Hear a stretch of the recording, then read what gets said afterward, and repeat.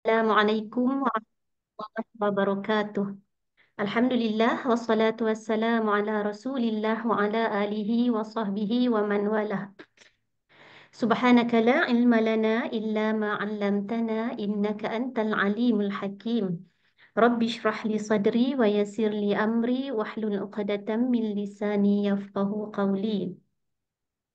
Alhamdulillahilladzi hadana li hadza wa ma kunna linahtadiya laula an hadana Allah. Allahumma anfa'na bima 'allamtana wa 'allimna ma yanfa'una wa zidna ilma. Rabbana yassir wa la tu'assir wa tammim bil khair. Rabbi zidni ilman. Amin ya rabbal alamin. InsyaAllah ini Ustaz, kita masuk bab 86, mengangkat kedua tangan ketika bangkit dari rakaat kedua. Buka muka surat 29. Hmm. Okay. Assalamualaikum. Sekejap. Tak pasal mic lagi aku punya. Sekejap, Okey Ustaz. Hmm. Okey. Assalamualaikum warahmatullahi wabarakatuh. Alhamdulillah rabbil alamin. Bihi nasta'in. Ala umuri dunya waddin. Salatu wassalamu ala nabil amin. Wa ala alihi wa sahbihi ajma'in. Subhanaka la ilma lana illa ma 'allamtana. Innaka antal alimul hakim. La hawla wa la quwata illa billah. اللهم فقهنا في الدين علمنا الحكمة والتأويل وأيدنا بروح القدس أما بعد.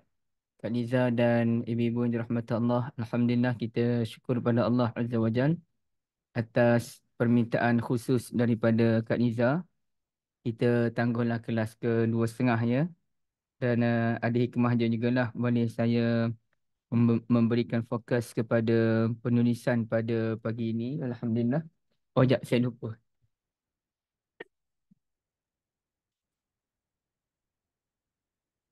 Okey, hari ini sambung bab yang ke-86 iaitu bab mengangkat kedua tangan apabila bangun daripada rakaat yang kedua kan? Okey. Hmm. Mencabar sikitlah tengah hari ni. Tapi insya-Allah boleh cuti-cuti pula kan. Okey. Bab rafi'al yadaini idza qama min ar-rak'atain. Hadis riwayat Guru Bukhari Ayyash. حدثنا عياش وبه قال حدثنا عياش قال حدثنا عبد الأعلى قال حدثنا عبيد الله النافع أن ابن عمر رضي الله تعالى عنهما. Okey, saya besarkan sikit. Okey. Kana anna ibn Umar radhiyallahu ta'ala anhuma kana idza dakhala fi shalah kabbara wa rafa'a yadayhi wa idza raka'a rafa'a yadayhi. Ibn Umar radhiyallahu ta'ala anhuma biasanya kalau beliau solat, beliau akan takbir dan mengangkat kedua tangannya. Dan apabila rukuk, beliau takbir, beliau mengangkat kedua tangannya. Wa idza qala sami'allahu liman hamidah rafa'a yadayhi. Apabila dia bangun i'tidal, sami'allahu liman hamidah, beliau mengangkat kedua tangannya. Wa idza qama minar raka'atain rafa'a yadayhi. Bila bangun daripada rakaat yang kedua, beliau mengangkat tangan. Wa rafa'a dzalika ibn Umar ila Nabiyillah sallallahu alaihi wasallam. Dan Ibn Umar radhiyallahu taala anhuma menyatakan inilah yang dilakukan oleh Nabiullah sallallahu alaihi wa alihi wasallam. Okey. Hmm. Jadi rafa'ah di sini ni bukan mengangkat ya ibu-ibu. Sini ni kan ada perkataan wa rafa'a zalika. Rafa'a zalika tu maknanya Ibn Umar dia menyatakan hadis itu, perbuatan itu datang daripada Rasulullah sallallahu alaihi wasallam. Okey. Jadi di sini ibu-ibu yang dirahmati Allah merupakan satu dalil kepada ulama yang menyatakan adanya angkat tangan bila bangun daripada rakaat yang kedua. Ini dah dalil yang paling jelas. Hadis riwayat Ibn Umar bahkan diriwayatkan oleh Al-Imam Al-Bukhari. Okey, jadi sekarang ni kita lihat beberapa maklumat. Tambahnya syarah judul bab. Okey, syarah judul bab iaitu bangun daripada rakaat yang kedua tu merujuk kepada ba'da tasyahhud. Apabila kita bangun daripada tasyahhud. Itulah yang dianggap rakaat yang kedua. Kerana boleh jadi Ibu yang dirahmati Allah, kita daripada rakaat yang kedua tetapi kita tidak ada tasyahud. Okey, macam mana tu? Kita rakaat yang kedua tetapi tidak ada tasyahud, iaitu kita masuk salatul zuhur. Okey. Kita masuk salatul zuhur ketika imam rakaat yang kedua. Bila imam bangun rakaat yang ketiga, kita baru rakaat yang kedua kan? Boleh nampak ibu-ibu Soalan balik. Kita masuk solat zuhur dengan imam. Masa tu imam rakaat yang kedua, kita pun masuk. Imam pun tasyahud awal, kita masih rakaat yang pertama. Kemudian imam bangun rakaat yang ketiga, bagi kita rakaat yang kedua. Kita rakaat kedua, imam rakaat yang ketiga. Bila imam bangun rakaat yang keempat, kita bangun rakaat yang ketiga. Tetapi adakah bila kita bangun rakaat yang ketiga, ada kita angkat tangan? Jawabnya tidak. Kerana kita bangun rakaat ketiga tu tanpa ada tasyahudil awal. Jadi yang kita naknya adalah tasyahud awal tu. Yang tu dah ada perbahasan ulama' sebenarnya. Yang kita angkat tangan ni kerana rakaat yang ketiga ke kerana tasyahud awal. Ada juga yang mensyaratkan kedua-duanya. Iaitu kalau rakaat kedua tu ada tasyahud awal. Kalau tasyahud awal tu pada rakaat yang kedua. Kalau hilang salah satu daripada syarat, kita tidak pula boleh mengangkat tangan. Tapi yang saya fahamnya, ibu-ibu yang dirahmati Allah, yang penting apabila kita bangun daripada tasyahud awal yang kita punya. Bukan yang imam punya. Tasyahud awal yang kita punya, walaupun bukan pada rakaat yang kedua. Asalkan bangun daripada tasyahud awal. Okey, boleh nampak Kemudiannya dikatakan, okey, ini dia panggil fayakhruju ma iza tarakahu. Dengan demikian, itu disebut fayakhruju ma iza tarakahu wa nahadha qa'iman minas sujud. Okey. Dengan demikian dikecualikan daripadanya apabila seseorang tidak duduk tasyahud dan daripada sujud langsung bangkit berdiri. Ada dua situ Satunya fayakhruju ma iza tarakahu. Maka kalau kita meninggalkan tasyahud awal, iaitu kerana kita mengikut imam tadi sebagai contoh, maka tidak perlu mengangkat tangan. Yang keduanya, kalau kita bangun daripada sujud terus naik ke rakaat yang kedua, kita bangun daripada sujud terus naik ke rakaat yang keempat, maka kita tidak perlu mengangkat kedua tangan. Okey, selesai yang tu Kemudiannya ibu-ibu yang dirahmati Allah, kerana ada hadis yang menyatakan walahina yarfa'u ra'sahu minas sujud, dan tidak perlu mengangkat tangan apabila kita bangun daripada sujud. Okey. Kemudiannya adalah huraian-huraiannya di situ tu saya kira tidak perlu kita nak tengok secara terperinci, apalagi maklumat ini kita maklum ibu-ibu yang dirahmati Allah. Okey, cuma kita nak tengok ke depan lagi. Ke depan ni kat utang mana Kalau buku ni, alamak, dia agak panjang dah ibu-ibu. Saya nak kena cari macam mana skill nak cari tu. Jumpa dah. Cuba buka muka surat lepas tu. Cuba Kak Liza, saya nak tanya. Okey, tak apa, tak apa. Cuba cari dia punya teks hadis dia tu bermula dengan perkataan kana Nabiyyu sallallahu alaihi wasallam Muka surat iza 32. 32. Okey, dah jumpa Ya. baru je so cari kan. Okey, muka surat 32.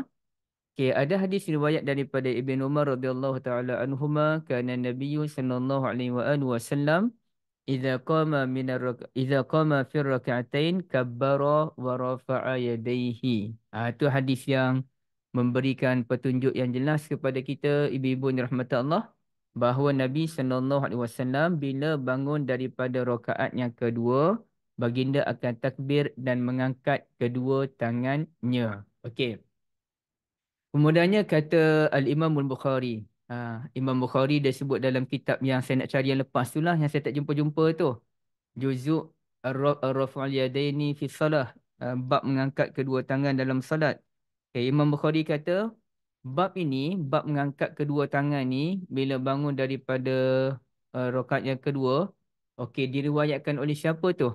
Fi asyratin minas sahabah, ada 10 orang sahabat yang besar-besar meriwayatkannya. Okey. Dia sebut minar rafi'i indal qiyam, ini merupakan maklumat yang sahih.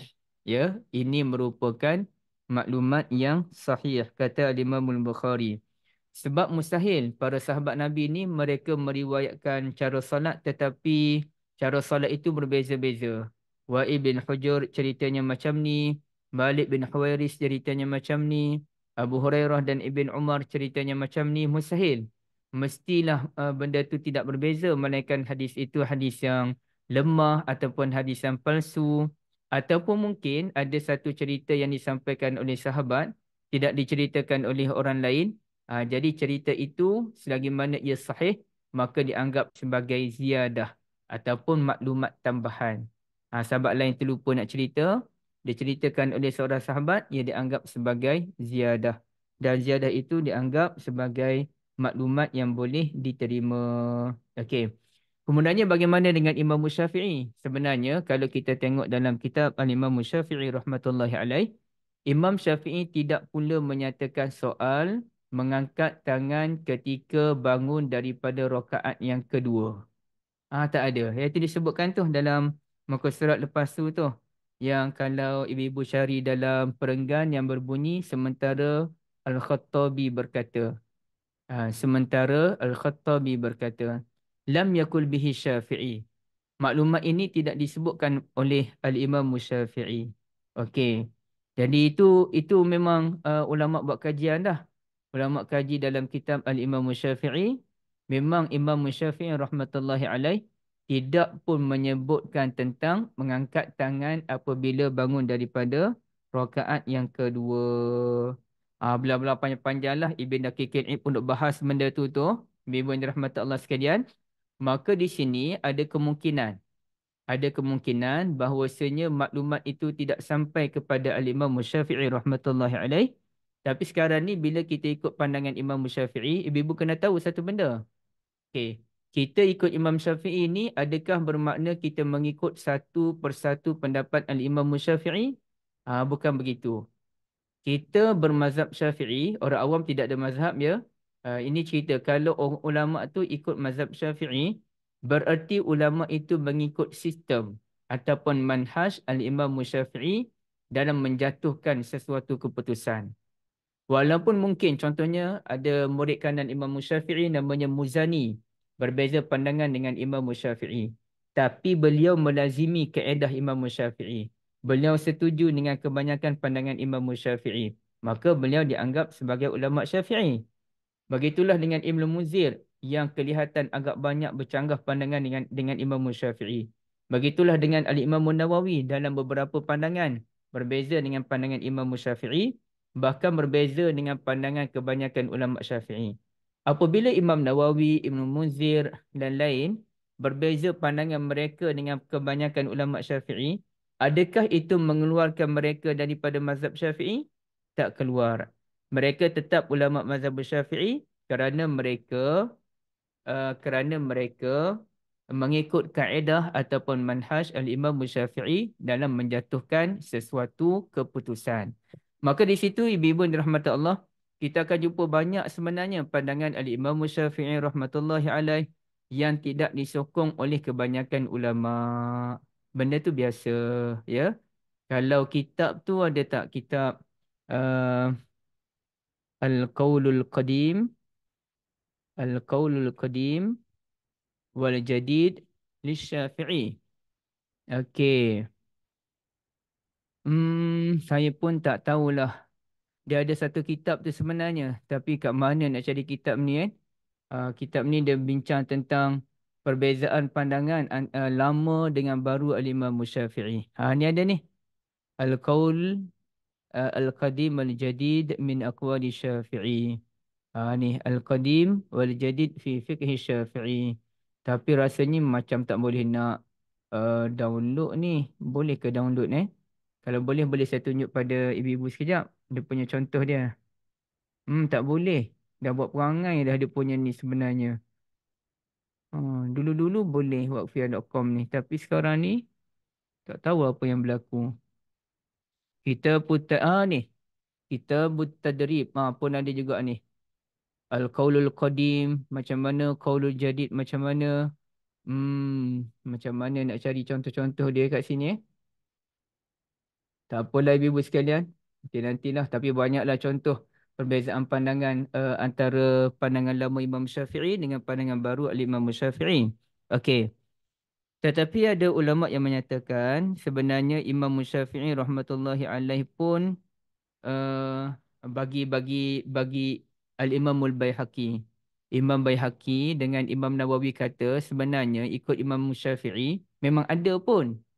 Memang ada pun Imam Syafi'i menyatakan kita kena angkat tangan bila bangun daripada rakaat yang kedua. Dan itu disebut contohnya di sini Al-Imam Nawawi sebut di dalam kitab Rawdah iaitu kitab Rawdatul Talibin Anna Syafi'i rahmatullahi alaih nassa alaih Imam Syafi'i rahmatullahi alaih menyatakan Imam Syafi'i memang berpandangan angkat tangan bila bangun rakaat yang kedua. Okey, jumpa tak dia punya perenggan tu sementara An-Nawawi dalam kitab Rawdah. Kak Liza jumpa ke? Muka surat yang berapa tu? So, Yang atas tu dia 34. atas ya? 34.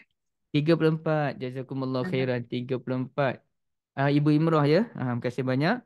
Sementara Nawawi menyatakan di dalam kitab Rawdah bahawa Imam Syafi'i berpendapat demikian. Tapi Ibn Hajar Al-Asqalani pengarah kitab kita ni, Fathul Bari, beliau tak setuju. Kerana Ibn Hajar kata, saya dah tengok dah dalam kitab utama Imam Syafi'i iaitu Kitabul yang mana beliau sendiri tidak menyarankan untuk kita mengangkat tangan bila bangun daripada rakaat yang kedua. Ini kata Imam Syafi'i ya. Wala na'muruhu an yarfa'a yadayhi fi syai'in min az-zikri fi salati allati la ruku'u wa sujud illa fi hadhihi al-mawadhi'i salasah. Jadi kami tidak menyuruh seseorang itu untuk mengangkat kedua tangannya melainkan pada 3 tempat je. 3 tempat je kita angkat tangan. Tempat yang lain termasuk bangun daripada rakaat yang kedua tidak perlu mengangkat tangan. Jadi ibu sekarang ni nak ikut yang mana satu ni? Nak ikut pandangan Imam Syafi'i ke? Nak ikut pandangan ulama-ulama mazhab Syafi'i? Maka dalam bab ini kita kena pegang dengan pandangan yang ada hadis. Pandangan yang ada hadis ialah yang dipegang oleh majoriti ulama Asy-Syafi'i, termasuklah An-Nawawi dan ulama-ulama yang lain. Sekejap ya, saya rasa lemah tak minum air. Naik sekejap.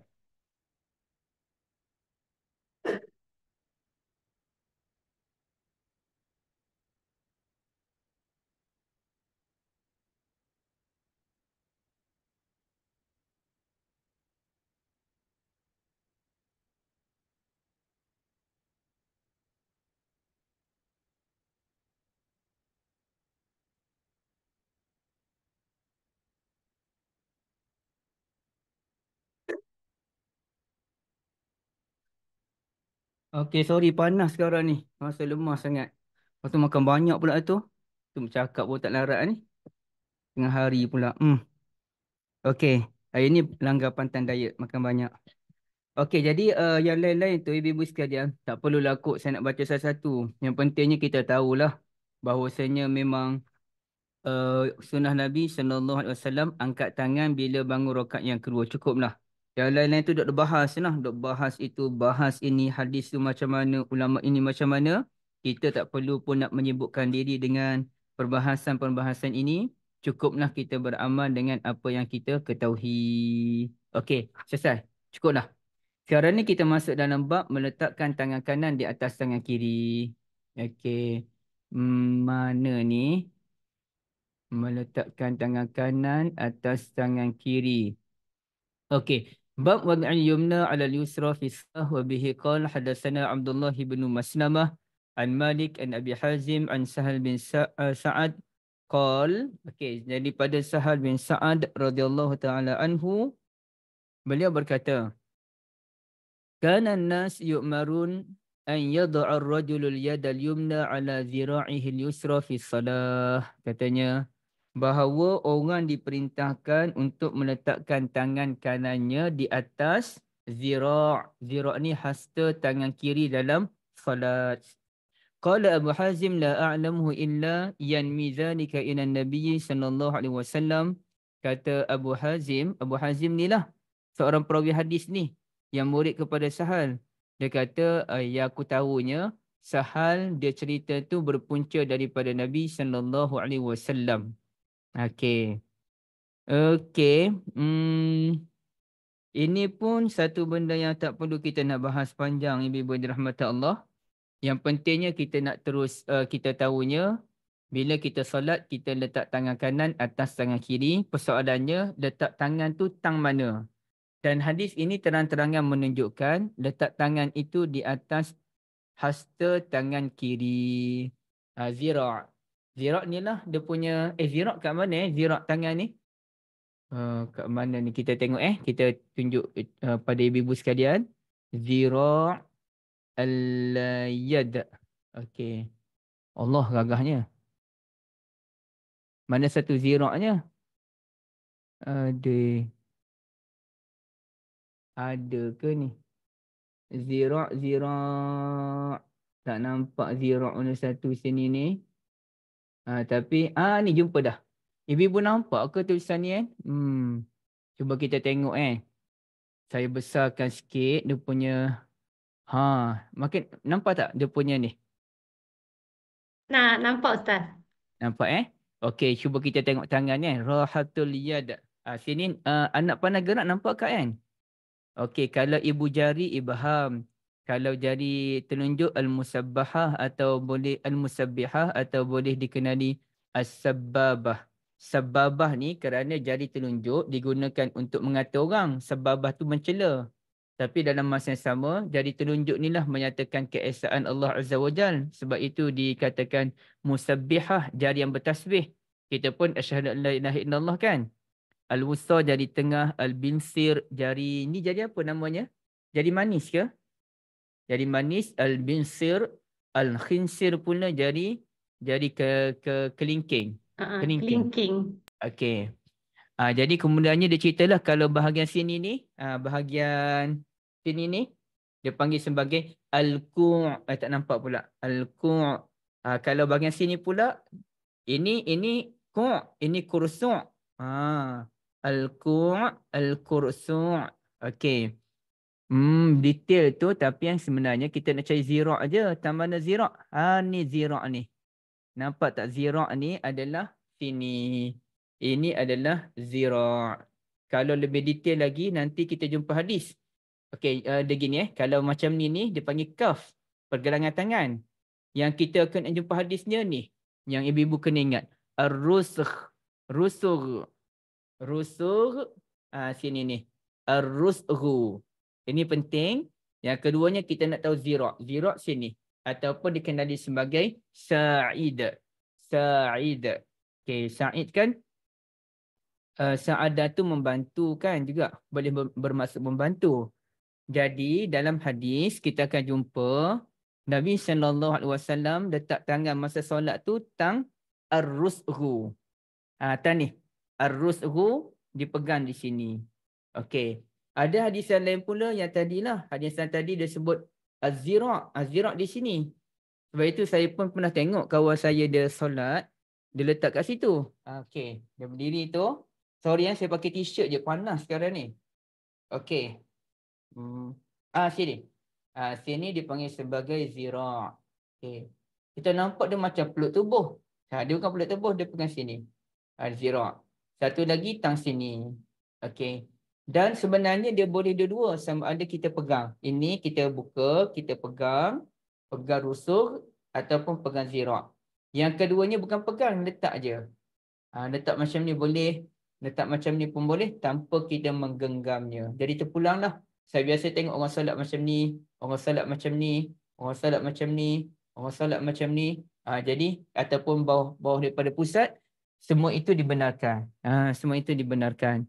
Jadi yang kita nak tahunya adalah bahagian zira' ni adalah di sini. hasta. Hasta namanya zira'. Okey. Selesai di situ. Jadi bibuan dirahmati Allah, kembali pada tadi.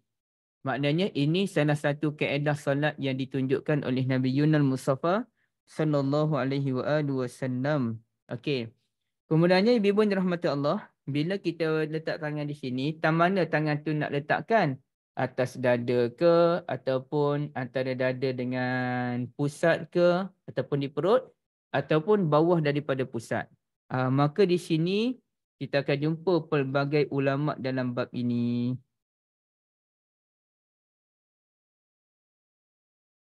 Pandangan pertama yang dibawakan oleh Ibn Khuzaimah.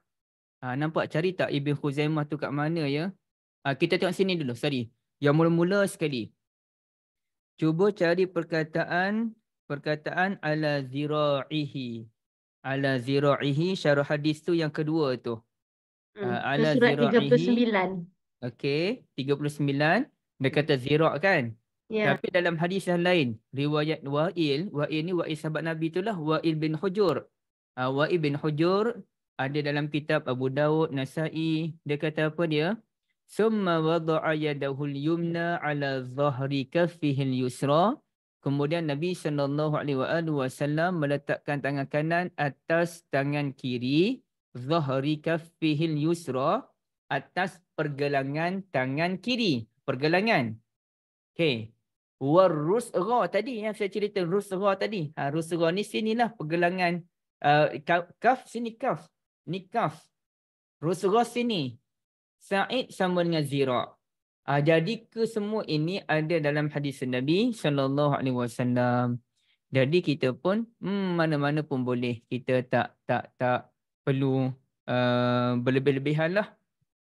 Ini disebut ar-rusra tu adalah al-mafsilu baina sa'id wal kaf, iaitu pemisah antara pergelangan tangan dengan bahagian hasta. Itulah namanya ar-rusra. Okey. Boleh nampak ibu kat mana? Kemudiannya kat mana nak letak tangan tadi? Atas dada ke, atas perut ke, kat mana? Maka ada satu riwayat daripada Ibn Khuzaimah. Ibn Khuzaimah tu cuba cari dalam perenggan yang dia tulis nama Ibn Khuzaimah yang awal-awal. Sama Ustaz, 39 perenggan akhir. Sama juga. Okey.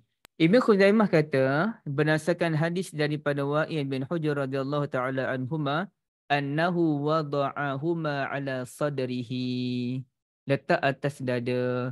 Wal Bazzaru inda sadrihi, riwayat Musnad Bazzar pun sama atas dada. Dan sama juga dengan riwayat Ahmad daripada hadis Hulb at-Ta'i, juga atas dada. Jadi atas dada tu macam mana tu? Macam ni lah, atas dada. Bukannya dada kita sini, kat sini. Bukannya atas ni, kat sini. Okey. Dan ada hadis yang lain, kalau kita tengok dalam riwayat Ali bin Abi Talib, annahu wada'ahuma tahta surrah, bahawa Ali bin Abi Talib radhiyallahu taala anhu meletakkan bawah pusat. Wa isnaduhu dha'if, namun sanadnya dha'if. Jadi ala kullin, sama ada atas dada ke, antara dada dengan pusat ke, ataupun bawah daripada pusat, itu semua itu tidak ada dalil yang sahih betul-betul daripada Nabi Muhammad sallallahu alaihi wasallam. Justru memang ada ulama kata mana-mana pun diterima. Siapa nak letak atas dada pun boleh. Dan cuma Imam Malik yang berbeza. Bagi Imam Malik, kalau kita salat fardu, jangan letak. Tapi kalau kita salat sunat, terpulang. Sama ada kita nak letak bawah pusat, sama ada kita nak letak atas badan kita, ataupun kita lepaskan tangan. Itu mazhab Malik, terpulang. Okey. Sama juga dengan apa ya isunya? Sorry. Imam Malik angkat, sama juga dengan i'tidal. Majoriti ulama menyatakan kalau kita i'tidal, bangun daripada rukuk, kita lepaskan tangan. Okay, tapi ada minoriti ulama menyatakan bila bangun daripada rukuk, kita letak tangan di macam kita solat juga. Jadi bangun daripada rukuk, Sami Allahu liman hamidah, Rabbana walakal hamd, Allahu Akbar. Itu memang saya biasa tengok ada sebahagian orang buat, tapi tak ramai lah. Sama juga dengan duduk antara dua sujud. Duduk antara dua sujud tangan kita macam ni kan. Kita lepas. Tapi memang ada pandangan minoriti ulama. Kalau dulu tu Ibn Qayyim Al-Jauziyah menyatakan duduk antara dua sujud pun macam ni juga. Tapi itu pandangan sangat-sangat minoriti. Tak ramai ulama sebut. Tapi kalau kita jumpa ada orang duduk antara dua sujud buat macam ni, kita berlapang dada kerana itu sekurang-kurangnya ada dinyatakan oleh ulama. Okay, paling kurang ada kan. Jangan kita reka je ibadat. Kalau benda tu ada daripada ulama, kita masih boleh berlapang dada lagi. Okey. Maka ulama pun bincang, ibu-ibu yang dirahmati Allah, apa sebenarnya hikmah di sebalik kita meletakkan tangan kanan atas tangan kiri. Okey, kat mana tu? Ibu-ibu jumpa ke ibu-ibu? Dia ada Muka surat 41. 41 yang perenggan para ulama mengatakan. Ya, perenggan kedua. Okey, lajulah Kak Niza ni. Patutlah kena tunggu Kak Niza macam mana pun. Okay, qala al-ulama al-hikmatu fi hadhihi al-hay'ati annahu sifatu sa'il az-zalil wa huwa amna'u min al-'abasi wa aqrabu ila al-khushu'. Hikmah daripada kita duduk tangan kanan atas tangan kiri tadi kerana ia menggambarkan as-sa'iluz zalil. As-sa'iluz zalil ni adalah peminta yang hina. Orang meminta yang hina. Wa huwa amna'u min al-'abas. Dan bila kita letak tangan atas tangan kiri, letak di badan, ia menghalang kita daripada abas ni buat benda-benda yang sia-sia. Wa aqrabu ilal khusyu' dan ia lebih dekat kepada khusyuk. Bukan abasa wa tawalla, itu sin abasa. Ini bukan sin, ini ta. Abas ini benda yang sia-sia. Jadi itu menunjukkan orang yang baik. Kan ibu-ibu pernah jumpa tak kalau orang lelaki ni jenis baik-baik kan? Orang perempuan mungkin tak kelihatan sangat. Tangan dia sambil sembang tu pun tangan dia letak macam tempat solat kan? Kita tengok ni baik sangat dia ni. Jaranglah jumpa tapi adalah. Ini jenis orang yang hati dia lembut. Dan biasanya dia pun jenis orang pemalu juga tu. Okey, tapi kadang-kadang saya jumpa juga dengan jemaah tabligh yang jenis letak tangan di badan ni bila sembang. Menunjukkan dia punya adab sopan dia tu kan. Okey, siapa ni? Puan Hazati ke conteng-conteng ni? Okey, baik. Wa minal lataif qawlu ba'dihim al-qalbu mawdi'un niyyah. Mawdi'un niyyah. Ada juga ulama yang kata, okey. Imam Bukhari pun macam nak kata bahawa tindakan itu memang ada kaitan dengan khusyuk. Okey. Ada pandangan ulama lain kata al-qalbu mawdi'un niyyah. Qalbu ni adalah tempat niat. Maka kita letak tangan kita di situ tu seakan kita menjaga niat kita. Kita ni memang nak solat, kita pegang sungguh-sungguh supaya niat kita ni tak lari. Memang solat kerana Allah Azza wa Jalla. Okey. Maka di sini ibu yang dirahmati Allah. Ya. Kita padam dulu. Dah kena padam dah. Okay. Qala Ibn Abdul Bar, bla bla bla tu tak apalah yang tu. Yang apa kata Ibn Abdul Bar apa benda tu. Okey. Ini dia cerita mazhab Maliki pula. Cerita mazhab Maliki ni cerita senang-senangnya ada 4 perkara yang saya nak kongsikan dengan ibu-ibu. Pertamanya kata Ibn Abdul Bar rahmatullahi alaih letak tangan kanan di atas tangan kiri. Okay, ini mazhab Maliki Satu pendapat bila kita solat kita letak tangan kanan atas tangan kiri. Okey. Dan ini disebutkan dia kata wa huwallazi zakarahu Malikun fil Muwatta. Dan inilah yang diriwayatkan oleh Imam Malik di dalam Kitabul Muwatta. Kita memang solat kena angkat tangan, letak tangan atas badan. Tangan kanan atas tangan kiri. Habis tu yang ulama Maliki, geng yang Maliki dia solat tak angkat tangan tu. Yang tangan dia lepas, dia tak letak di badan tu, geng mana? Ingat tak ibu-ibu yang saya cerita minggu lepas? Iaitu aliran Ibnul Qasim. Aliran Ibnul Qasim daripada Imam Malik, dia irsal. Tulis Al-irsal artinya melepaskan tangan. Itu namanya al-irsal. Sama juga dengan kalau kita ni, ibu-ibu sekalian. Yang macam orang takbir tu.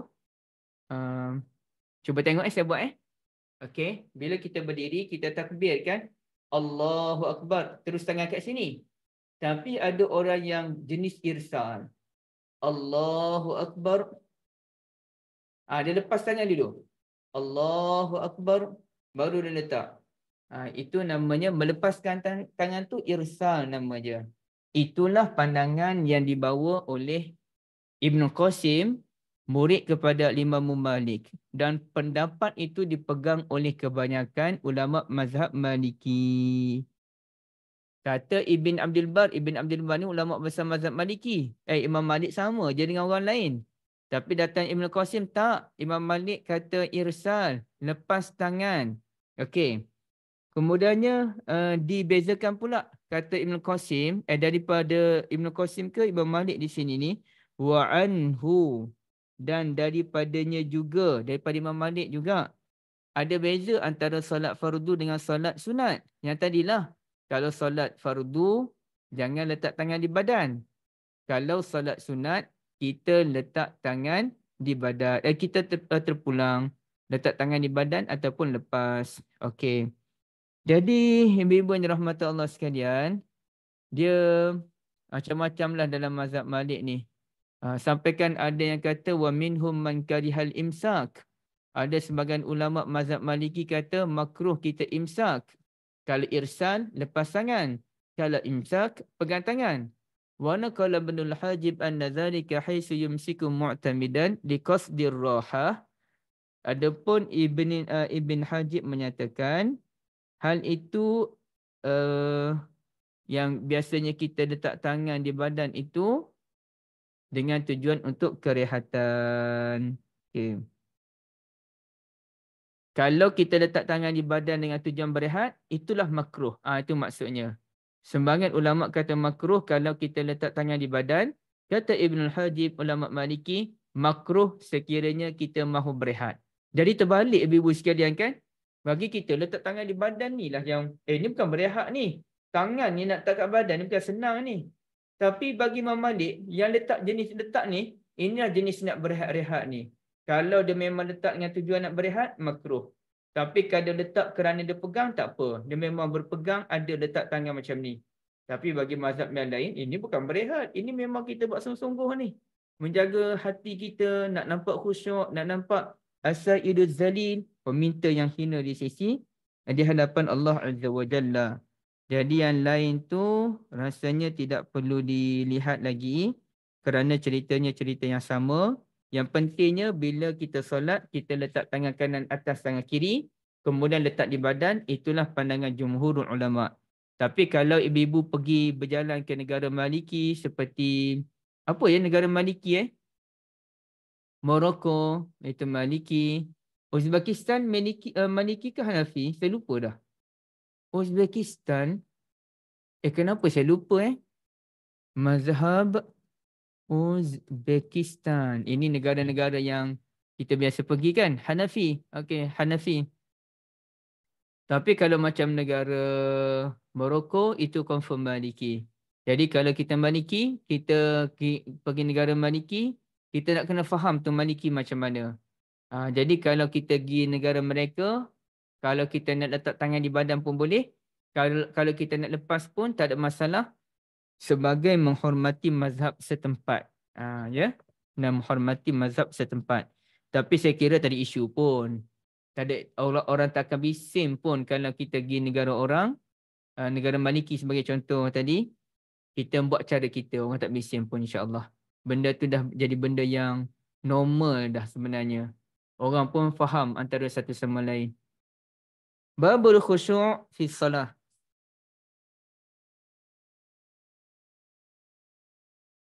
Bab khusyuk dalam salat. Okey. Khusyuk ni baik ke jahat ibu-ibu sekalian? Orang yang beriman kepada Allah Azza wa Jalla, khusyuk ke tidak khusyuk? Macam mana? Kak Niza? Orang yang Khusyuk. apa saya cakap Orang yang orang khusyuk baik. ni orang baik ke orang jahat? Orang baik lah. Ya, orang baik Jadi Kalau khusyuk. orang yang khusyuk dalam salat, baik ke jahat? Baik kan? Baik, baik. Orang yang khusyuk di dunia ni baik ke jahat? Baik. Kak Liza dah Khusyuk dari takut nak segi apa jawab dah. maksud Ustaz? Khusyuk dari segi apa yang kita kalau khusyuk Khusyuk dalam lah solat tu khusyuk. baiklah. Okey. Kalau orang khusyuk di hari akhirat nanti, baik ke jahat? Sebab semua orang takut dia tunduk. Okey. Terima kasih banyak Kak Liza atas jawapan yang sangat berhati-hati. Jom kita tengok sedikit terjemahan Al-Quran, ibu-ibu sekalian. Terjemahan surah Al... Al apa ya? Al-Ghasyiyah kot. Al-Ghasyiyah. Di sini kita kena bezakan antara dua definisi khusyuk. Kata Allah Azza wa Jal, Hal ataka hadisul ghasyiyah, wujuhun yawma idzin khasyi'ah. Wajah orang-orang kafir pada hari itu tunduk hina. Jadi kalau di pada mahsyar, orang yang khusyuk adalah orang yang jahat. Dan yang kita nak doa kepada Allah Azza wa Jal, minal khasyi'ina fi salah. Biar kita khusyuk dalam salat. Biar kita khusyuk di dunia, namun tidak khusyuk di pada mahsyar kelak. Kenapa di pada mahsyar kita nak jadi macam mana? Kita nak jadi macam ni. Wa wujuhun yawma idzin na'imah. Kita nak jadi orang yang na'imah. Na'imah ni sebenarnya dia selain daripada bersedih-sedih, dia cerita macam mana ya Na'imah ni orang yang mendapat nikmat. Dan sebenarnya kalau orang tu, minta maaf ya ibu, kalau orang tu dia sihat, okey, dia semangat sikit badan dia tu, itu pun dipanggil Na'imah. Kerana dia ni, yalah dia boleh makan dengan senang hati, dari badan dia semangat sikit, itu Na'imah. Na'imah. Okey. Jadi yang kita naknya Na'imah di akhirat, khusyuk di dunia. Bukannya kita nak Na'imah di dunia kerana benda-benda yang jahat. Benda-benda jahat lah. Tetapi khusyuk di hari akhirat kelak. Na'udzubillah min zalik. Okey, baik. Jadi bibun dirahmati Allah, babun khusyu'i fi salah, bab khusyuk dalam salat. Kita pun jumpa dengan Quran kan? Alladzina hum fi salatihim khasyi'un. Iaitu orang-orang yang dalam salat mereka khasyi'un, mereka memang orang yang khusyuk. Tapi mudah ke payah nak khusyuk? Jawabnya, kalau ada orang kata khusyuk ni mudah, sama ada orang tu dia tak sihat ataupun dia tak faham apa benda pun khusyuk tu. Kalau orang tu dia waras, dia sihat, dia dapat berfikir dengan baik, semua mereka akan menyatakan, "Hai, payah nak khusyuk dalam solat ni bukan amalan, bukan benda senang. Sekadar nak khusyuk dalam 1-2 second bolehlah. Itu pun sekejap je. Lepas tu ke laut yang dalam dah ibu-ibu yang dirahmati Allah." Jadi artinya khusyuk adalah satu amalan yang sukar dan kita makin lama makin hilang khusyuk. Saya hari tu solat apa ya, saya mengantuk sangat-sangat tak tahu nak cerita. Dan jujurnya masa tu saya solat di rumah lah. Saya tertidur ke macam mana dulu.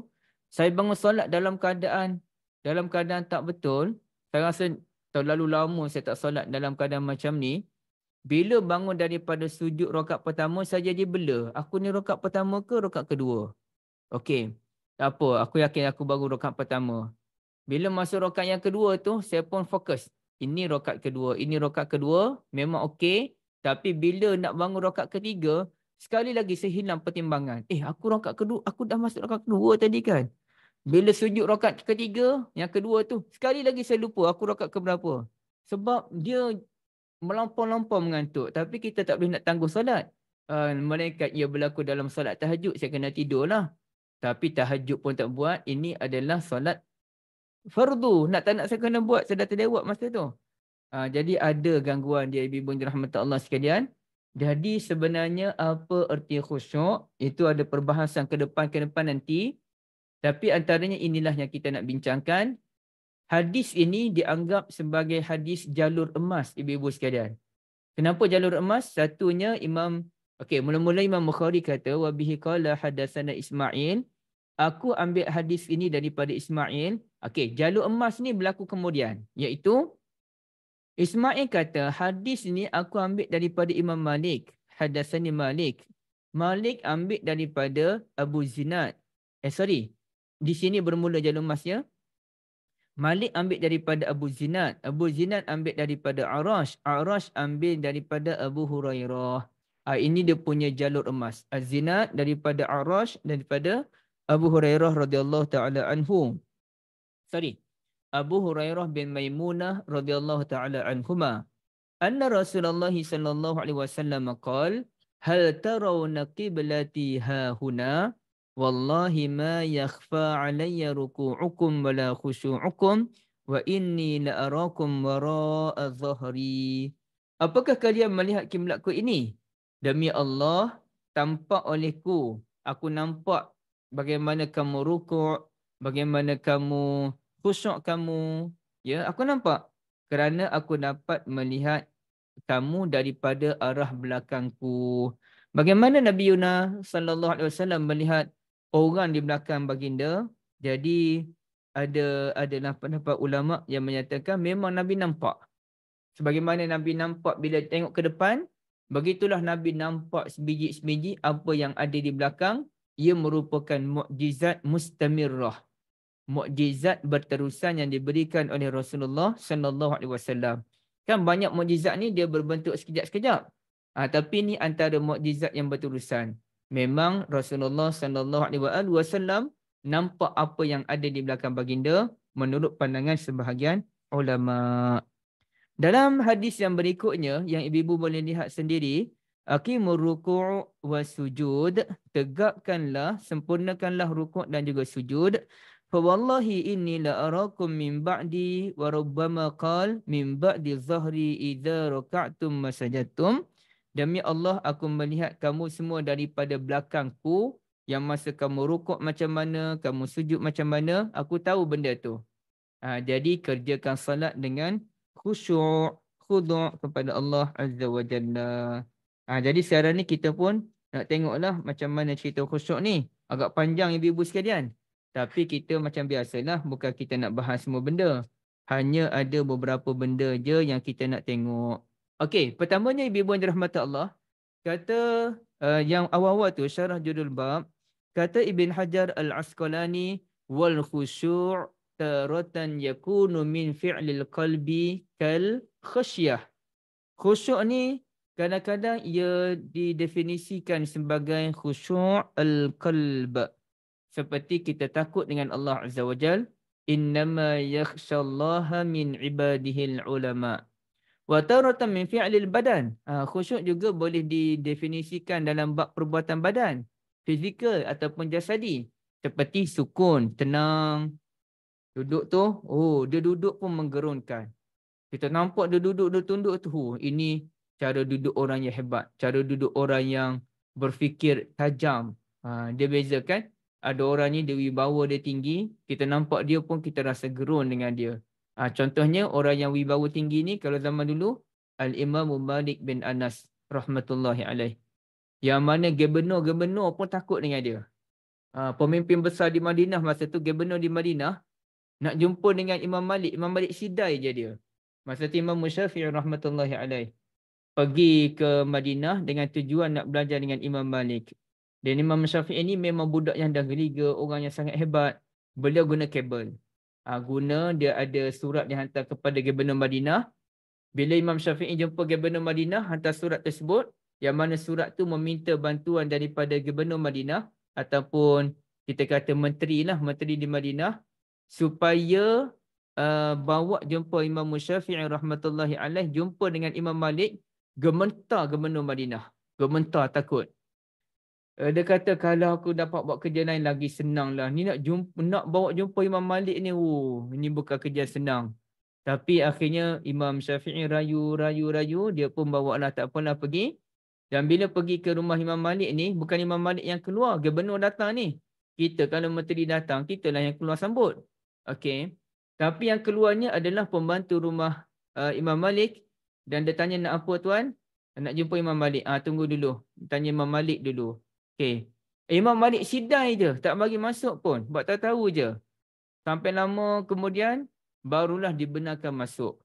Bila Gubernur Madinah dengan Imam Syafi'i rahmatullahi alaih masuk, keluarlah Imam Malik, badan dia tinggi, kepalanya botak.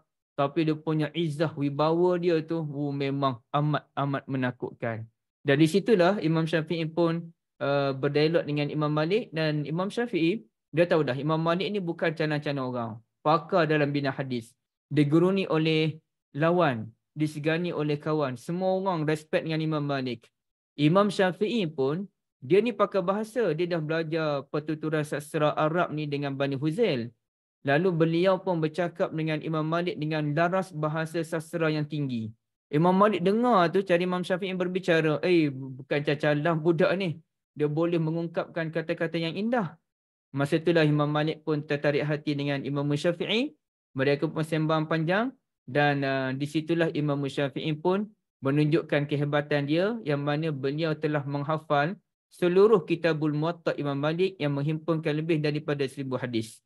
Jadi beliau baca satu-satu daripada Imam Malik sampai Imam Malik pun memang amat-amat kasih, respect dengan Al-Imam Syafi'i rahmatullahi alaih. Okey. Jadi artinya saya nak ceritanya khusyuk Imam Malik ini wibawa dia amat besar dan amat-amat menggerunkan. Okey. Dan ibu-ibu rahmat Allah, di sini ada satu perbahasan ulama berkenaan dengan bila kita sebut amin, dalam salat tu nak sebut amin dengan suara yang kuat ke suara yang perlahan. Di Malaysia bahkan pandangan majoriti ulama menyatakan amin dengan suara yang kuat. Tapi mazhab Hanafi berhujjah kita solat kena khusyuk.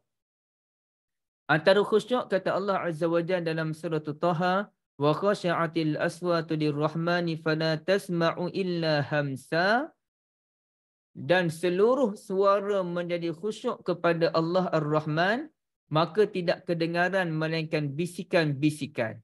Maka di situlah mazhab Hanafi pun menyatakan khusyuk dalam solat bererti suara yang rendah. Maka bila kita amin selepas Al-Fatihah imam, mesti suara yang rendah amin. Bukannya dikuatkan suara tersebut. Itu kata mazhab Hanafi. Dan sampai sudah saya terpengaruh dengan mazhab Hanafi itu, menyebabkan saya amin pun perlahan je. Saya kalau solat, amin. Gitu je. Ada masa nak isyah juga. Amin tu kuat juga. Tapi biasanya saya akan perlahan. Tapi bagi saya, kedua-duanya ada hujah. Cuma saya terpengaruh dengan penghujahan mazhab Hanafi. Dan ibu-ibu dirahmati Allah sekalian, ada hadis Nabi SAW riwayat Al-Hakim. Cuba cari hadis dia tu. Iaitu, Lau khasha'a hadha khasha'at jawarihuh. Kalaulah kalbu itu khusyuk, kalau kalbu itu khusyuk, maka khusyuklah seluruh anggota badan. Artinya kalau kita salat dengan tenang, maka secara automatik pergerakan badan kita pun tenang. Dan ia akan memukau orang lain yang melihat. Orang tengok kita salat tu, dia akan terpesona. Kerana solat pergerakannya macam mana, lamanya macam mana, cara turunnya macam mana, cara berdiri macam mana. Bukan terpukau kerana laju. Wah, lajunya. Minit. Rekod dunia berjaya dipecahkan kan. Seminit bagi solat tarawih 8 rakaat. Tak sadarlah sampai macam tu kan. Tapi kalau di Turki pernah kawan saya beritahu, ada orang catat rekod solat tarawih 8 rakaat dalam tempoh 15 minit ke berapa minit je. Habis. 10 ke 15 minit. Memang laju. Tapi ialah Hanafi. Diorang laju tu dengan diorang potong semua mana-mana penuh. Rukun hanya ada 6. Tapi memang teruklah ibu-ibu sekalian. Takkanlah kita solat ni nak laju nak ke mana. Okey. Jadi begitulah ceritanya. Ke depan lagi tu macam mana ya. Depan. Sampailah ibu-ibu cari satu perenggan yang bermula dengan Al-Baihaqi meriwayatkan dengan sanad yang sahih. Jumpa tak? Kat Surat mana? 47 perenggan keempat. Muka surat 47 perenggan yang keempat, Al-Baihaqi meriwayatkan dengan sanad Sanad yang sahih dari sahih. Mujahid. Daripada Mujahid. Okey. Dia sepatutnya sebut daripada kan? Ni. Kana Ibn Zubair radhiyallahu ta'ala anhuma idza qama fi salah ka'annahu 'ud. Ibn Zubair ni seingat saya beliau bukan sahabat Nabi. Beliau tabi'in, wallahu a'lam.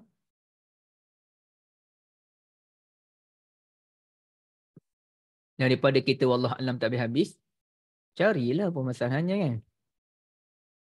Ibn Zubair, sahabat Nabi ke bukan? Tengok sekejap Abdullah bin Zubair bin Al-Awwam bin Khuwailid bin Asad. Khuwailid itu ayah Ummuna Khadijah. Khadijah binti Khuwailid. Jadi Khadijah tu adik-beradik awam. Jadi Zubair tu adalah anak saudara Ummuna Khadijah. Jadi Zubair itu secara automatik adalah anak saudara Nabi Yuna Muhammad sallallahu alaihi wasallam. Okey, tapi sahabat Nabi tak ni, Abdullah bin Zubair. Wa min sigari sahabah, antara sahabat kecil. Okey. Sahabatlah kiranya. Kana Ibn Zubair radhiyallahu taala anhuma idza qama fi salati ka'annahu 'udun. Bila beliau solat, beliau berdiri tu bagaikan kayu yang terpacak. Tak bergerak-gerak. Terpacak aja. Oh, tak bergerak ni memang level tinggi dah ni. Saya ni kalau subuh Jumaat. Oh, subhanallah. Ni. Mengantuk ni, menggaru sana sini ni. Tu tak khusyuk, mengarut semua tu. Itu bagaikan pokok yang bergoyang-goyang di tiup angin. Tu Zahiri. Tapi kalau macam Nurliza, ka'annahu ud, seperti kayu yang tak bergerak. Lama. Sejam kemudian, dah habis subuh dah, cik. Berhenti-berhenti lah kan. Tak habis lagi subuh. Punya lama solat. Okey. Wa hadasa anna Abu Bakar As-Siddiq radhiyallahu ta'ala an kana kadzalik. Abu Bakar pun sama juga. Ka'annahu udun. Dzakal khusyuk fi salah, ini nak khusyuk dalam salat. Oh, payah ni ibu sekalian, macam mana ni nak salat yang macam ni. Yang khusyuk bagaikan kayu tidak bergerak ni kan, yang terpacak macam tu je. Okey. Nasib baik khusyuk dalam salat ni bukan satu rukun. Walhamdulillah. Kalau rukun, tak pasal kita nak qada solat sepanjang masa. Okey. Kemudiannya ibu-ibu yang dirahmati Allah sekalian, kita tengok lagi macam mana Nabi dah sebut cerita khusyuk ni. Khusyuk juga boleh difahami. Ni yang Nabi cerita ni. Atimur ruku'a was sujud. Sempurnakan rukuk dengan sujud. Itulah khusyuk. Aqimus sufuf. Luruskan saf. Itulah khusyuk. La tasbikuni birruku'i wala bisujud. Kalau salat jemaah, jangan potong tu imam. Itulah khusyuk. Jangan imam dah bangun, dah duduk tahiyat akhir, kita tak bangun-bangun lagi.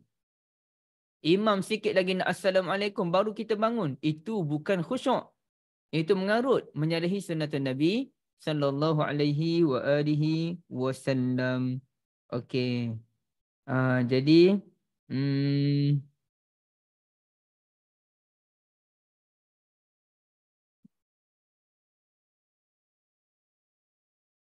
macam-macam lagi lah ceritanya ibu-ibu sekalian. Mujulah macam tadilah, mujur ulama kata tidak khusyuk, tidak wajib khusyuk. Ada ulama kata wajib, tapi yang tepatnya adalah tidak wajib. Okey. Okey, tu panjang tu cerita ulama tu macam mana, tapi ada kata Ibn Battal. Okey, cuba ibu-ibu cari yang perenggan tu bermula ada pun perkataan Ibn Battal. Ke surat 49, perenggan ketiga. Macam saya tekan satu ni je, terus keluar dia penjawapan dia kan. Jazakumullah khairan. Amma qawlu Ibn Battal, فإن قال قائل فإن الخشوع فرض في الصلاة قيل له بحسب الإنسان أن يقبل على صلاته بقلبه ونيته يريد بذلك وجه الله عز وجل ولا طاقة له بما اعترضه من الخواطر. Okay. Kalaulah ada orang kata khusyuk ni wajib dalam solat, dia kata cukuplah kita bagi tahu khusyuk tu artinya an yukbila ala salatihi biqalbihi wa niyyatihi. Kita pergi solat tu dengan jiwa kita, dengan niat kita, tidak lain dan tak bukan kerana Allah Azza wa Jalla. Dan mana-mana yang terlintas dalam fikiran tu, itu memang tak mampu dihindari pun. Tak mampu pun kita ni confirm. Siapa yang boleh solat, dia boleh menghalang segala lalu lintas dalam kepala dia ni, itu memang manusia tak normal jawabnya. Manusia normal mesti dia fikir macam-macam. Dan memang ada bukti pun, Umar bin Al-Khattab radhiyallahu ta'ala anhu dalam hadis riwayat Bukhari pun, ketika salat beliau merancang pembahagian harta pusaka ibu-ibu sekalian. Harta rampasan perang. Boleh fikir dalam salat. Ni duit ni nak ke mana, duit ni nak ke mana, duit ni ke mana. Siapa tu? Umar, bukannya Zuhairi. Zuhairi confirm lah. Yang duk fikir pasal tu, pasal ni. Yang gaji secipuk pun nak fikir, Omar ni duk fikir ni, dengan harta rampasan yang besar ni, nak buat apa dia ni? Jadi adakah itu satu sunnah yang baik? Tidaklah. Tapi nak ceritanya Omar pun payah nak melepaskan diri daripada gangguan-gangguan tadi. Dan dia apa lagi lah kalau nama kita ni kan. Gila-gila payah. Okey, yang pentingnya kita jangan terlalu melayan. Jangan terlalu melayan sampailah fikiran kita pun melayang-layang entah ke mana. Sampailah sekali kita lupa rakaat berapa, itu memang kritikal lah. Okey, tapi lupa rakaat berapa ni benda biasa. Cuma yang kritikalnya kalau memang selalu lupa rakaat. Sikit-sikit lupa rakaat. Semalam solat lupa rakaat. Lusa yang 2 hari lepas pun lupa rakaat. Lupa je. Sebab banyak sangat fikir benda lain. Tu tak boleh lah. Okey. Kemudiannya ibu-ibu yang dirahmati Allah sekalian. Panjang disebutkan itu. Cukuplah kita berhenti di sini. Berkenaan dengan khusyuk dalam solat. Saya nak tengok apa yang ada ni. Banyak-banyak sembang-sembang je. Ataupun saya tengok dululah.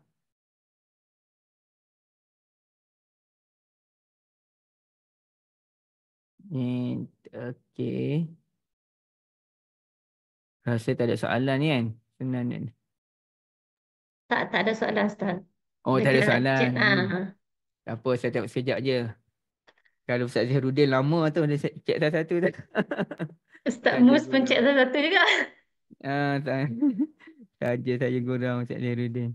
Okey, ibu-ibu sekalian, ada soalan sebelum kita masuk bab yang seterusnya? Ustaz, yang pasal khusyuk kan pernah belajar dulu. Dia datang salah satu dia datang daripada perkataan khasyah kan. Khasyah dari surah Al-Fusilat ayat 39 dia gambarkan perkataan khusyuk tu seperti bumi yang tandus. Jadi bila bumi tu tandus dia macam tak ada apa-apalah, tak ada rasa kehinaan, tak ada apa. Jadi kita berhadapan Allah itulah kita patut rasa kita ni rendah hina. Sebab itulah jadi khusyuk. Sebab bila dah bumi yang dah ada yang macam dia kata macam kalau bumi dah diturunkan hujan nanti tumbuh segala pokok-pokok. Jadi bila kita ada sesuatu pada diri kita akan rasa hebat dan kita tak boleh dapat khusyuk tu. Yang khusyuk tu kita kena rasa rendah diri di hadapan Allah. Seperti tanah yang kering kontai yang tak ada nilai. Macam Oh, tu maksud dia. insya-Allah. Fusilat 39. Annaka taral Uh, arda khashi'ah. Siapa isyarah tu, Kak? Ustazah Solehah. Oh ya, masya-Allah. Dulu pernah ikut kursus dengan Ustazah tentang khusyuk dalam solat tu lah. Bab solat. Oh, macam tu masya-Allah. Terima kasih banyak, Kak. Jazakumullah khairan. Okey, ada lagi ke? Kalau tak ada kita buka. Kak Lina tanya dekat FB, Okey. kalau nak ikut imam tak boleh tertinggal 3 rukun daripada imam kan? Kak Lina masih kat sana lagi ke? Kat sana lagi ni. Kak Lina ada lah tu. Dekat FB. Yalah, Kak Lina suami dia teliti, tak apa. Okey, soalan Kak Lina tu. Kalau nak ikut imam, tak boleh tertinggal 3 rukun daripada imam kan? Macam mana nak jawab Maksudnya, kalau kita tertinggal 3 rukun penting, 3 rukun yang besar, maka kita dikira terlepas rakaat tersebut. 3 rukun tu merujuk kepada rukuk, sujud pertama, sujud kedua. Bila imam bangun daripada sujud yang kedua, kita belum lagi rukuk, maka rakaat tadi dikira burn dan kita kena tunggu jelatul imam, nanti kena tambah balik satu lagi rakaat. Ia berlaku dalam kes macam mana? Contohlah Kak Liza, Kak Lina, kita solat zuhur dan masa tu kita berkhayal. Saya kadang-kadang pun bila solat zuhur tu kita pun baca doa iftitah yang panjang. Biasanya saya baca iftitah yang pendek. Baca yang panjang paling kita diam. Bila tu imam nak baca Quran ni, tunggu, aku solat zuhur lah. Kalut-kalut kita baca Fatihah. Nasib baik sempat. Tapi katakanlah memang ada orang tu lupa terus, dia baca iftitah yang panjang, kemudian dia tunggu tu imam, bila imam nak rukuk ni, imam nak baca Quran, tiba-tiba imam rukuk. Bila imam rukuk, baru dia tersedar daripada lamunan dia panjang, maka wajib tak wajib dia baca Fatihah? Wajib. Maka dia baca Fatihah selaju dan selengkap mungkin. Sekiranya dia tak sempat rukuk sebelum imam bangun daripada sujud yang kedua, maka rakaat tadi dikira burn. Jadi dia tunggu je Tok Imam, dia follow balik Tok Imam dengan penuh penyesanan tadi. Dia lah duduk belakang Tok Imam. Dia belakang Tok Imam pula. Jadi kemudian dia ikutlah Imam. Dia ikut Imam. Nanti sambung balik 1 rakaat. Tambah 1 rakaat. Itulah ceritanya Kak. Bukannya kita tak boleh ikut Tok Imam kalau tertinggal. Tetapi tadilah isunya dikira rakaat. Ataupun tidak. Okey.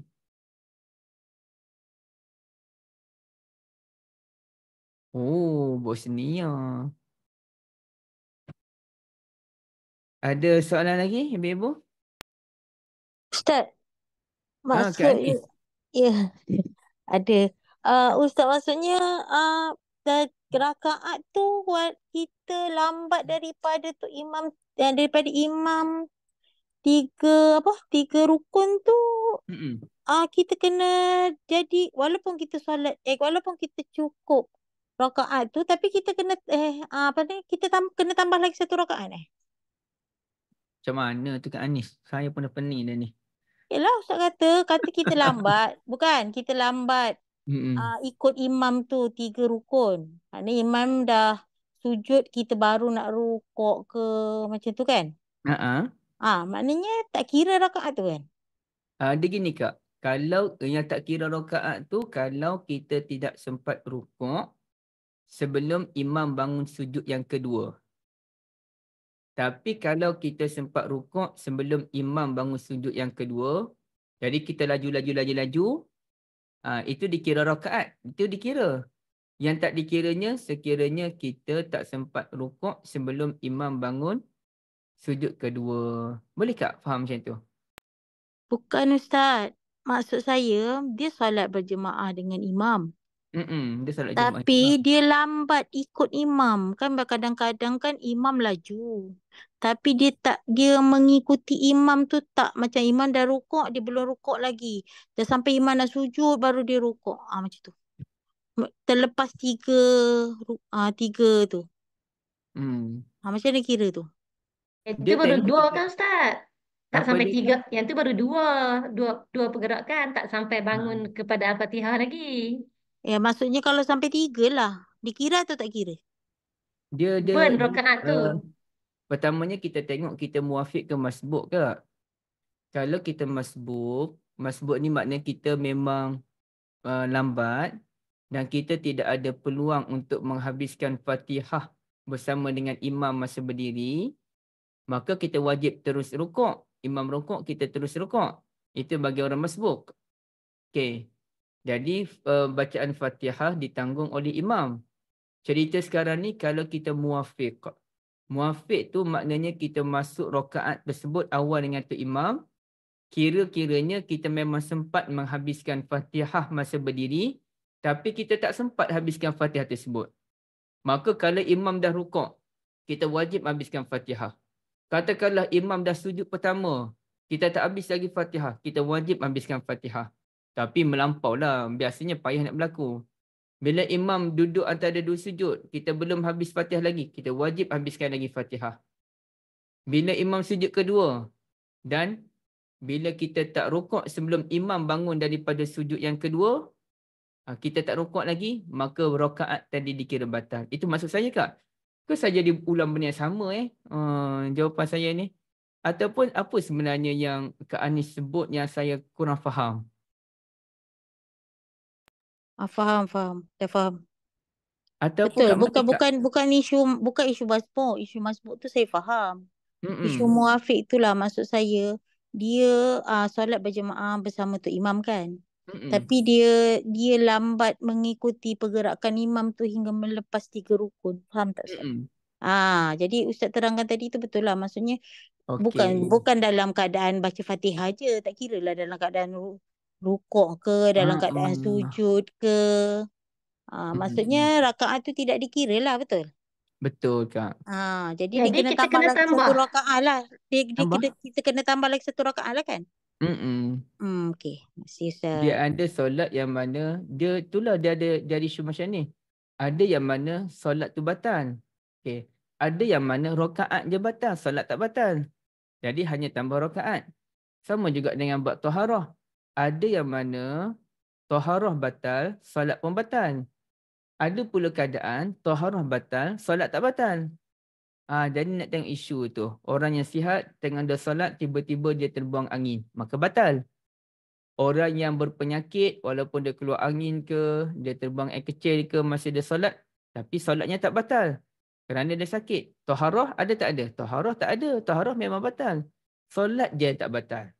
Jadi nak kena tengok beberapa pecahan-pecahan tu. Jadi macam tadi, dia solat dia tak batal. Cuma rakaat saja batal dan tak dikira. Allahuakbar. Okey, betul. Berrakaat dan kena ganti. Daimul hadas, betul Kak Niza. Daimul hadas. Orang yang sentiasa dalam keadaan hadas dan kerana penyakit kan. Okey. Ada lagi tak soalan lain?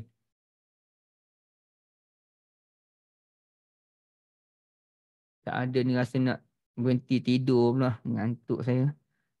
Okey, kita ke depan sikit lagi Ibu ni memang tak mengantuk ke? Oh, sebab saya mesyuarat panjang sangat kot tadi. Lama betul mesyuarat. Terguling-guling aja. Oh ya, Ibu Zaitun. Allahuakbar. Tak nak tanya. Kalau Ibu sila. kalau kata tengah semayang macam daimul hadas tadi tu, biasa untuk kalau kencing ke apa kan, terkencing apa ke. Kalau macam terkentut, Macam mana Ibu, saya hujung tu saya tak jelas. kalau macam daimul hadas tu macam kalau terkencing ke apa ke kan. Mm-mm. Macam mana kalau terkentut? Sama, Contohnya itu pun sama juga bagi orang yang memang selalu. Kalau bukan dia memang tak ada kadang-kadang ada masa macam dah tua-tua ni kan. Macam ibu ni lah kan. Dah tua-tua ni kan sakit sana sakit sini. Kadang-kadang ya Allah nak menghabiskan 4 rakaat tu bergelut. Biasa dia Okay. menahan itu kan. Kalau Faham? terkentut tu macam mana tu lah kadang itu. Dia macam ni. Kalaulah benda tu selalu, maknanya ada masa tu dia jadi macam tu. Non-stop. Dia nak solat macam mana kan? Maka Ya. itu yang dimaafkan. Tapi kalau walaupun dia dah berusia, macam ibu sebut tadi berusia, tapi bukanlah selalu. Cuma dia nak Kadang tahan tak 4 tahan. rakaat tu, dia kena laju sikit. Yang tu lajukanlah sikit. Kalau payah nak solat jemaah, solat sendirian. Ini Sendiri cerita yang nak berjemaah Ustaz. itulah kalau berjemaah tu, kalau perlu let go je lah jemaah tu kan. Atas dasar kesulitan yang dialami. Okay. Tapi yang dimaafkan tu kalau dia terbuang angin pada setiap masa tu. Boleh ibu Saya ingat ada Ya. seorang kakak tu datang jumpa dengan saya dan beritahu anak perempuan dia ni bila tiba masa sakit tu memang tak berhenti. Dan dia mengalami kesukaran untuk solat. So saya beritahu akak tu anak akak ni sakit. Bila sakit bolehlah solat walaupun terbuang angin selalu. Pada masa tersebut. Apalagi masa tu melibatkan solat maghrib yang pendek. Lagi-lagilah dibenarkan. Takkanlah kita tak apalah jamak takhir lah sekali. Belum tentu lagi jamak takhir tu dia berjaya kan. Belum tentu lagi. So buatlah. Setakat mana yang mampu. Allah Azza wa Jal memberikan pahala yang sama kepada orang sakit dengan orang yang sihat. Walaupun pada zahirnya ibadat orang sakit tu kurang sempurna. Tapi di sisi Allah Azza wa Jal pahalanya sama. Okay. Itulah kena semayang sendirilah. Sebab kena baca lagi-lagi sikit kan.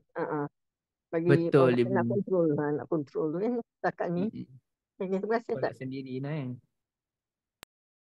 Kita ni tak sama. Setiap orang ada penyakit dia. So kita bila orang ni macam-macam penyakit, maka kita tidak boleh menghukum orang lain ni sama dengan kita. Aku boleh je. Kau tak apalah, kau tak sakit. Orang ni sakit. Nanti kalau diuji barulah faham macam mana kadang orang sakit tu kan. Okay. Jadi kalau kita di Mekah, kita tahan macam mana tu? Kita tahan, okey, Puan Samiah Antara pesan Ummuna Aisyah radhiyallahu taala anha, wala salata macam ni, wala wa huwa yudafi'uhul wala wa huwa yudafi'uhul akhbasan. Okey, satunya dia ini ayat tengah dah, tapi dia kata jangan kamu solat dalam keadaan La salata bihadratit ta'am, jangan solat dalam keadaan makanan telah dihidangkan, wala wa huwa yudafi'uhul akhbasan. Dan jangan solat dalam keadaan menahan nak buang air kecil dan buang air besar. Okey. Tak kiralah di mana-mana pun kita tak digalakkan, bahkan dimakruhkan untuk solat dalam keadaan menahan. Tapi isu yang Puan Samiyah ajukan ini adalah isu yang kritikal. Tambah-tambah kalaulah melibatkan orang lelaki yang pergi solat Jumaat pada pukul 9.30 pagi. Itu memang kena tahan tu. 10.30, 9.30, 12.30, 1.30, 4 jam nak kena tahan. Itu belum tentu lagi ni. Keluar dari masjid tu berapa lama pula nak jumpa dengan toilet tu. Jadi 4 ke 5 jam nak kena tahan tu. Ya, dalam keadaan terdesak macam tu, kita minta ampun kepada Allah Azza wa Jalla. Ya Allah, aku ni nak pergi buang kecil ni, nak tempuh lautan manusia ni memang satu penderitaan lah. Jadi mohon Allah Ta'ala berikan kita kekuatan untuk tahan. Lepas kita solat, kita pun pergi ke toilet. InsyaAllah dimaafkan. Kerana kita berhadapan kesulitan yang lain. Tapi kalaulah orang tu memang tak dapat tahan, kalau dia tahan dia mungkin boleh terbuang atau terlepas, jangan tahan. Tapi kalau orang muda-muda ni dia boleh tahan, insyaAllah. Boleh tahan. Walaupun menderita. Walaupun dia ni memang geram sangat dah ni nak pergi toilet kan. Tapi selagi mana dia boleh tahan, insyaAllah dimaafkan kerana kesulitan yang dia alami. Tapi kalau tak tahan tu di mana? Di rumah. Tak tahan tu di mana? Di masjid kita je. Pergilah bilik air. Lebih baik kita pergi bilik air dan terlepas jemaah salat daripada kita salat berjemaah dalam keadaan hati kita tidak tenang. Dalam keadaan kita menahan-nahan. Kak Anis kata jangan minum masak sebelum pagi tu. Kak, atau orang kak, macam saya ni memang setitik air pun tak minum. Pagi tu sarapan dulu kan. Kemudian relax dulu. Kemudian kita masuk toilet. Kita mandi, kita buang dah tu. Bila pergi tu tak. Sejam kemudian datang balik. Tambah-tambah orang yang dah berusia. Lagilah. Saya yang muda-muda ni pun. Yang muda lah sangat. Tak tahan juga, ibu sekalian. 3 jam. Tambah-tambah kali pertama Jumaat, saya duduk atas lantai. Saya belagak lah ada orang tu nak bagi, ada orang, entah orang Arab mana, entah nak bagi sejadah. Saya belagak lah, saya tak nak sejadah. Jadi bukan belagak sebenarnya, maknanya tak nak lah. Atas simen sejuk. Rupanya sejuk tu lah membuatkan kita ni tak tahan di toilet. 3 jam, 4 jam bertahan. Allah Ta'ala saja yang tahu. Tapi kita doa pada Allah, ya Allah bagilah aku tahan 3-4 jam tu. Nak solat Jumaat. Kalau tak, kita nak solat kat mana? Kalau kita tak masuk awal, kita nak solat kat luar. Rugi ya peluang kita nak beribadat pada Allah Azza wa Jal. Lagipun solat kat luar panas. Lebih baik kita masuk dalam masjid. Tapi dalam masjid bertahan lama. Jadi doa pada Allah Azza wa Jal agar Allah Ta'ala mudahkan urusan. InsyaAllah. InsyaAllah boleh. Okey, ada lagi? Assalamualaikum Ustaz. Waalaikumsalam Nak warahmatullahi tanya sikit. wabarakatuh. Ibu Syarifah. Kalau macam kita solat, katalah dah masuk 3 rakaat, lepas tu batal. Adakah kita akan dapat juga pahala dia? Sebab apa? Anak-anak saudara yang muda-muda ni kan, bila dia orang puasa dah sampai dah petang tu, tiba-tiba period. Dia orang mulalah memberontak, merungutkan. Saya kata, apa yang puasa tu dapat juga pahala. Jadi pahala kau untuk hari tu lebih. Betul ke saya cakap macam tu? Segala Pandai-pandai je. kebaikan walaupun niat Ibu Syarifah dapat pahala. Amalan yang buat separuh dapat pahala. Amalan yang buat suku dapat pahala. Semua dapat pahala. Hari ni aku nak puasa macam mana pun. Puasa pukul 12.30 hari. Nampak kawan-kawan pejabat pula bawa nasi. Allah, nasi ayam berempah pula. Kita ni pula jenis gila nasi ayam berempah. Sebab saya cerita ayam berempah tu sebab saya baru nampak tadi ayam berempah kan. Tak tahan menggelepar seorang-seorang ni. Alah, buka je lah puasa ni. Aku beli lebih 3 ni. Ni semua untuk kau ni 3-3 ni kan. Kita dah tengok kecil besar ayam tu nampak kan. Kita pun makan pukul 12 hari tu. Habis tu yang kita duduk tahan puasa sampai 12 hari tu tak dapat pahala ke? InsyaAllah dapat. Sikit-sikit pun dapat lah juga. Ya. Okay. Apa lagi kalau kaum wanita yang dia dah puasa kerana Allah Azza wa Jalla tiba-tiba pukul 6.49 minit. Masa tu lah 10 minit lagi kita nak maghrib tu dia datangnya dengan izin Allah tu kan. Dia dapat pahala yang banyak. Bukan sekadar dapat pahala yang banyak. Dia redha pula, ya Allah. 6.49 aku datang bulan. Aku redha padamu. 2 minit lagi. 2 minit lagi. Oh, tu memang sakit jiwa lah kan. Ada ke 2 minit lagi berlaku? Ataupun buat tak tahu je. Tak, aku tak perasan maghrib baru kono-kono perasan kan. 2 minit lagi nak maghrib. Keluar. Tak apa, redha pada Allah Azza wa Jalla. Alah ganti, kalau kita keluar malam pun, sehari je kita kena ganti pun. Bukan apa sangat, sehari je bezanya. Orang keluar malam tu mungkin kena ganti 6 hari. Kita yang keluar sebelum maghrib mungkin ganti 7 hari. 7 hari je pun. Bezanya 1 hari je dengan yang tadi kan. Jadi redha pada Allah Azza wa Jalla. Allah dah bagi pahala dah. Saya bukan apa bila saya tengok sekarang ni, sebenarnya bab ganti puasa tu bukan satu benda yang berat pun. Dulu-dulu saya rasa berat. Tak apalah kita tak ganti puasa kan. Tak memanglah saya tak ganti puasa. Tapi saya tengok isteri saya dulu, berat. Dekat bulan Syaban barulah habis keseluruhannya. Tapi lama kelamaan kita ubah gaya hidup. Kita ubah gaya hidup, kita amalkan puasa sunat. Kita ajak isteri kita qada cepat. Cepat je. Dalam 2-3 bulan dah selesai. Anak saya tu pun dah selesai dah puasa ganti dia dalam 6-7 hari. Dia buat pakatan pula dengan kawan-kawan dia dah selesai. Cepatlah juga selesai tu. 7 hari, 8 hari.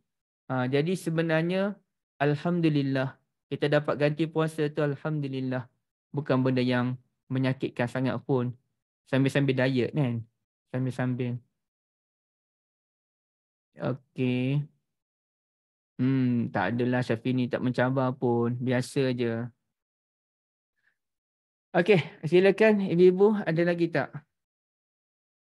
Malas Terima kasih, masuk tajuk Ustaz. baru. Sama Ibu Sharifah. Ustaz, kalau soalan lain topik boleh? Boleh Kak, jangan masuk politik je. Tak ada, tak ada. Mm-mm. Kalau tadi tu kita tak sedar, kita uzur lepas waktu maghrib baru kita sedar kita uzur. Kira kita kena ganti hari tu ke macam mana? Kalau kita memang yakin kita uzur tu sebelum maghrib lagi, kena gantilah.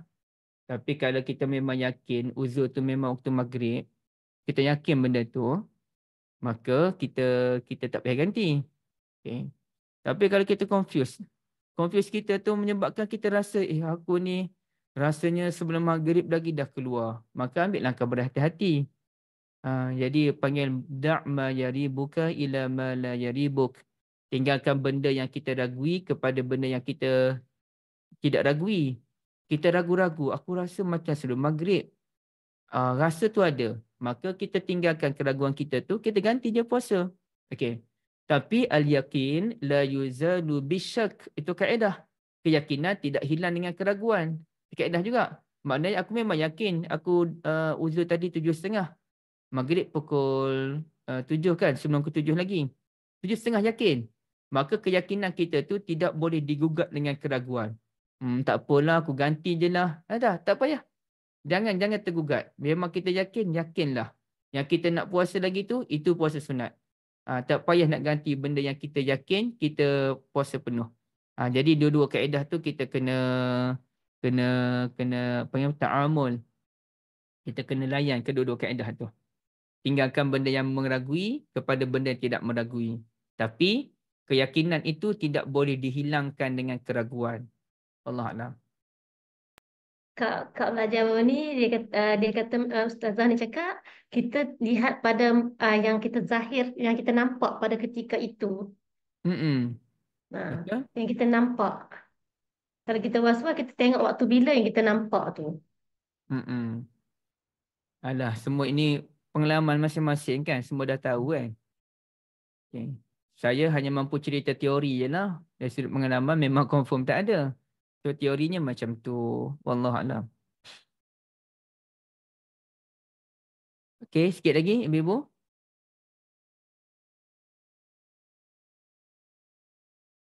Ada sekumpulan ibu-ibu hari tu bagi tahu saya. Baru je belajar dengan seorang ustazah tu. Rupa-rupanya kalaulah contohlah kita isyak, kita belum salat.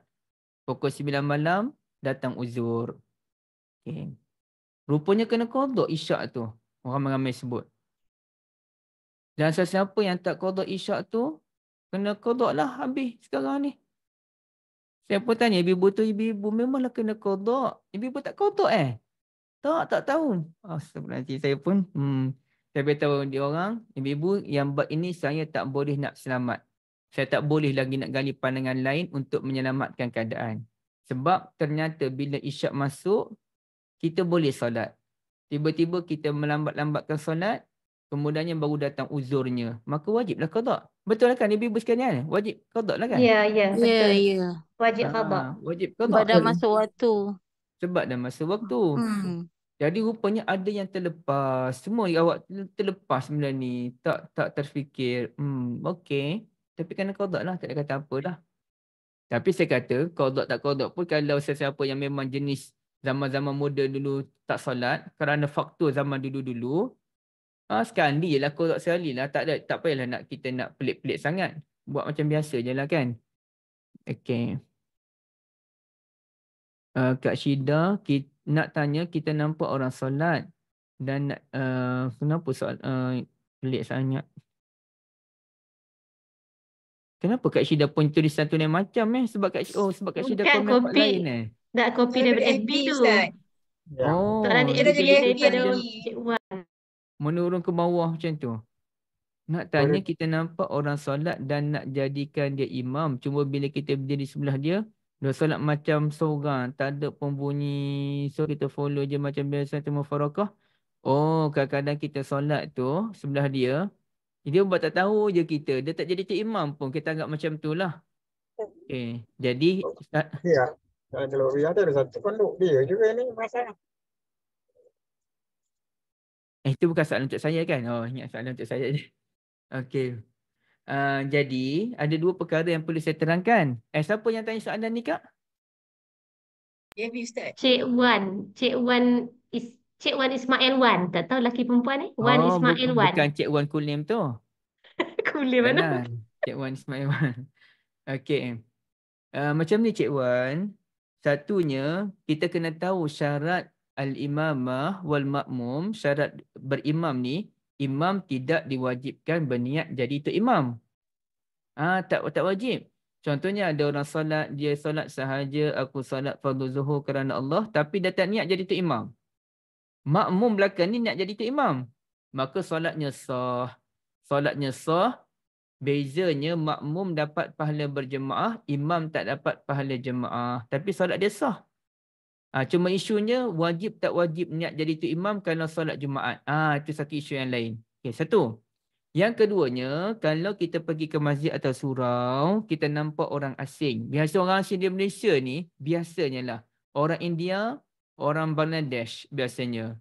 Orang Pakistan. Jarang-jarang lah kita jumpa dengan orang asing yang lain-lain. Okey, kalau kita jumpa dengan orang India, Bangladesh, apa benda ni, sebaik-baiknya jangan ikut mereka. Kenapa? Kerana kalau mazhab Hanafi, mereka tidak membenarkan perbezaan niat antara imam dengan makmum. Jadi mereka solat sunat. Contohnya, kita solat wajib. Jadi paling baik kita jangan ikut. Tapi saya rasa memang dia solat wajib. Contohlah kita katakan, kita datang solat zuhur tu, kemudiannya memang dia solat wajib. Kita nampak dia datang solat wajib. Confirm solat wajib. Kita pun nak ikut dia kerana jemaah lain dah habis. Pun elakkan juga kerana dalam mazhab Hanafi tidak dibenarkan jemaah yang kedua.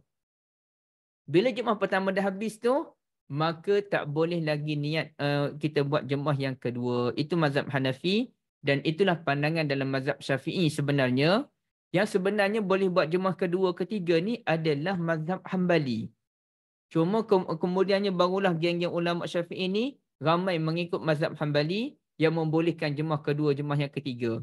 Asalnya tak boleh. Asalnya. Tapi asalnya tak boleh tu saya kena cek balik. Adakah itu pandangan muktamad yang paling kuat ke sebagainya. Jadi elakkan daripada berjemaah dengan orang asing, terutamanya orang India, Pakistan, Bangladesh, sebagai menghormati Hanafinya mereka itu pada mazhab. Wallahualam. Boleh Bibu Okey, kita ada 2 minit yang terakhir. Kalau tak ada, kita boleh berhenti di sini. InsyaAllah kita sambung dalam pengajian yang akan datang. Dan saya minta maaf atas sembarang kekurangan dalam penyampaian ini. Saya serah balik kepada Kak Noliza. Oh, tapi sebelum tu, tapi lambat lagi. Biarlah lambat lagi pun saya saja nak beritahu. Tolong tanda 27 hari bulan 11 sampai 3 hari bulan 11. Pesta buku antarabangsa Selangor. 12 betul. Ustaz. 3/12. 3 hari bulan 12. Dan malam ni insya-Allah siapa yang free, saya akan bersama dengan Ustaz Fadlullah dan juga Ustaz Khubaib Akhi, Facebook Live pada pukul 9.30 malam yang patut anda tahu tentang Baitul Maqdis insya-Allah.